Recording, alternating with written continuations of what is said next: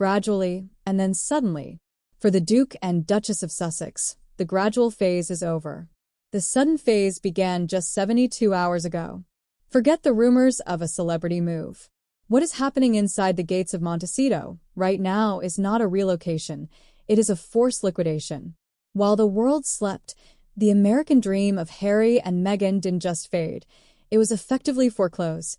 We are witnessing a perfect storm of financial ruin that no one saw coming, except perhaps the actuaries. Breaking intelligence suggests the couple has fled their $14 million estate, not by choice, but because a terrifying deadline had finally arrived. They are facing a triple threat that has dismantled their life in California. First, a catastrophic insurance cancellation triggered a technical default on their massive mortgage. Second, Netflix issued a ruthless clawback, demanding millions in returned funding. And third, Prince William delivered the final crushing blow by officially denying the bailout Harry desperately needed. Welcome to Viral Gavel. If you think this is just tabloid gossip, you are missing the financial reality. This is the collapse of a corporation. In the next few minutes, we will open the red file, the forensic audit Prince William used to seal his brother's fate.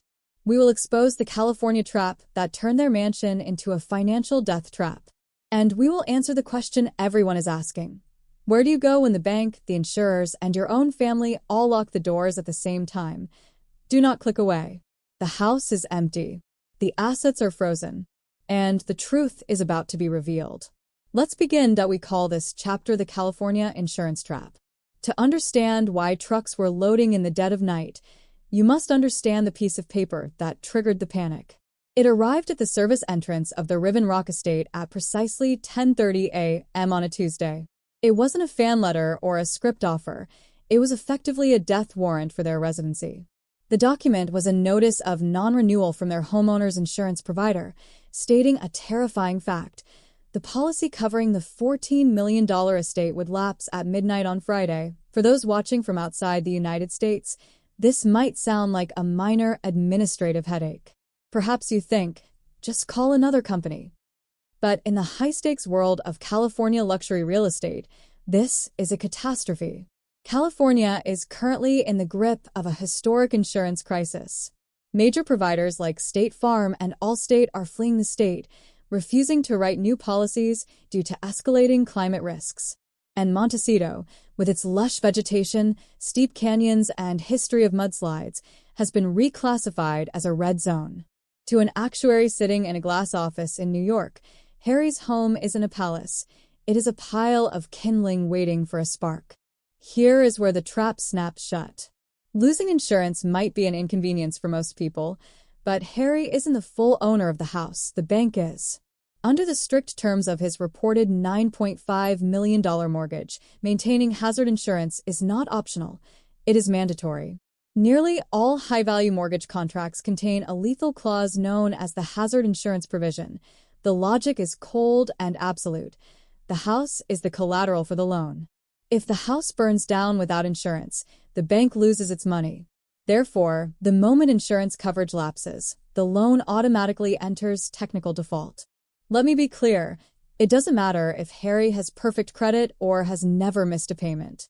If the clock strikes midnight on Friday and the property is uninsured, the bank considers the contract breached. The lender can demand the full $9.5 million balance immediately or initiate foreclosure proceedings. This is the California trap Harry, in his royal naivety, reportedly never saw coming. When he bought the home, he likely assumed his fame would insulate him from ordinary risks. He bought a palace without understanding the ground it stood on. But banks do not care about titles. They care about risk management. With a policy set to expire in 72 hours, Harry was left with two impossible choices. 1. Find a specialist surplus line insurer willing to cover a high-risk property, often at exorbitant premiums costing hundreds of thousands up front. Or 2. Pay off the $9.5 million mortgage in cash immediately. He had neither. The technical default clause was a gun held to his head, explaining the panic and why trucks were moving under cover of darkness. They weren't just relocating, they were fleeing before the bank could legally change the locks. But as Harry reached for his phone to solve this $10 million problem, he discovered that his next lifeline had already been cut. The Netflix clawback reality. If the insurance cancellation was a jab to the jaw, the Netflix notice was a dagger to the heart. Harry likely believed he still had a massive card to play, his Hollywood war chest. After all, in 2020, the couple signed a historic $100 million deal with Netflix. He probably thought he could leverage it, ask for an advance, or draw funds. But as the insurance clock ticked down, a digital missile from Netflix headquarters hit our 12 servers, a formal legal letter demanding the return of an estimated $20 million in advanced funding. The reason? Corporate non-fulfillment of contract deliverables. For those unfamiliar with entertainment contracts, this is a crucial distinction. The millions received upfront are not a gift, they are recoupable advances. The deal was simple: receive seed capital now, deliver hit shows later to repay it. Nearly 4 years have passed, and aside from a documentary on their past, the production pipeline is empty. Animated series like Pearl were cancelled, scripted dramas rejected. Netflix executives now view the partnership as a low-yield celebrity vanity deal. The golden goose hasn't just stopped laying eggs, it has died.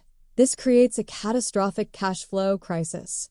Harry needed liquid cash to pay off the mortgage or secure new insurance. He was likely counting on the next Netflix tranche, but with the clawback notice, liquidity evaporated instantly. He owed the bank, he owed insurers, and now he owed his employer. The clawback also froze their ability to secure favorable financing elsewhere. No studio wants talent under legal pursuit for non-dash delivery. As the walls closed in on Montecito, Harry realized the terrifying truth. The money isn't coming, the Hollywood experiment has failed, and with no income and mounting creditors, he turned to the only place left, across the Atlantic. He called the one institution he had spent years attacking: his brother, Prince William, custodian of the Duchy of Cornwall. But William, now managing a $1.2 billion sovereign estate, didn't react with emotion. He reacted with an audit. According to palace insiders, William accessed the duchy's proprietary system and performed a forensic review. He didn't see a home. He saw a financial black hole. The annual burn rate was staggering: $245,000 in property taxes, $300,000 to $1 million in private security, $185,000 for insurance, $120,000 for utilities and groundskeeping, a total operating cost of nearly $2 million per year, before a single mortgage payment. William delivered a verdict that cut deeper than any sword. This isn't a home. It's a liability with a driveway. And his 4 brutal words? Sell the house. The bank of dad is closed. The bank of brother never even opened. Harry was liquidated by his own family, not out of malice, but necessity. With no support from the duchy, Netflix demanding repayment, and Tyler Perry pulling his private security and housing assistance, Harry and Meghan entered a new, terrifying phase: the nomadic nightmare. Palace insiders now mockingly call them the nomadic royals. For the first time, Prince Harry is a prince without a palace. They are royals without a home base, forced into temporary shelters, short-term leases, and borrowed villas. For ordinary people, this might be an inconvenience. For high-risk figures like the Sussexes, it is a security disaster. Without a permanent home, every location becomes a potential leak. Every hotel or rental is a soft target. Their previous elite protection has been replaced by local hires, reactionary rather than preventative security. Returning to the UK is equally impossible. Frogmore Cottage has been repossessed by the Crown, leaving them no right to armed police protection. Buying a new home is impossible without liquidity. Banks know the income streams are drying up. Insurance is uninsurable. The prince who once commanded the British military is now sneaking into service elevators of luxury hotels, hoping no one tweets his location. With no home, no security, and no cash, Harry has one card left: his anger. Publishing executives suggest a second book, reportedly titled Spare No One, maybe a desperate attempt to generate fast cash. This is the ultimate tragedy of the Sussex saga. Harry believed independence meant rejecting the crown. But in the ruins of his American dream, he is learning a brutal lesson. True independence means standing without a safety net. He traded the monarchy for the market, but the market has no loyalty. Freedom cannot be financed with debt, and dignity cannot be bought with betrayal. The American dream didn't end with a bang for Harry. It ended with a listing agreement and a clawback notice. The house is sold, but the war is just beginning.